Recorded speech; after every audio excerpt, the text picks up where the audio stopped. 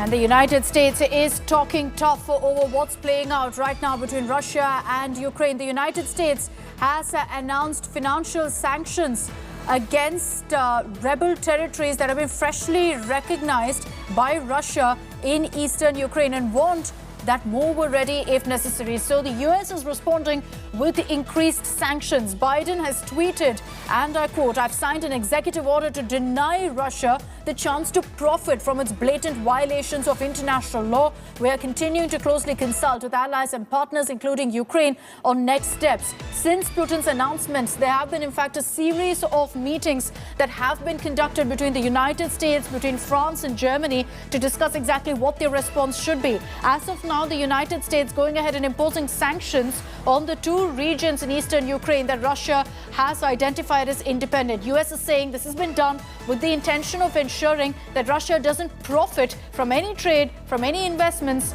in these regions. Let's take this back across to Geeta. Geeta, how the world reacts to what Putin has done is something everyone's tracking very closely. And it looks like the United States, UK, France, Germany, all of them are going to be going ahead and imposing very, very strict sanctions.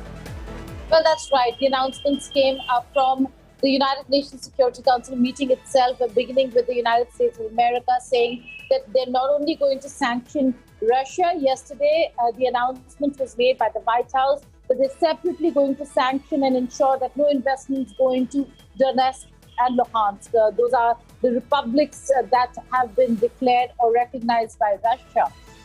So there are two separate sanctions that the United States of America has announced. The UK has announced sanctions. French envoy to the United Nations also said that while they were in talks, while they thought that negotiations and diplomacy is the only way out, Akshita, they have actually come out and said that there are going to be serious sanctions against Russia. And all countries together now are talking about how Russia is in violation. India, in fact, has been a country that has toed a very careful line because while Ukraine is important to India, so is Russia. And the human cost is what India is emphasizing on, that the human cost is going to be very high, that there are Indian nationals and Indian students also in Ukraine. Their security is priority. And the fact that both sides should go back to the talking table and negotiate.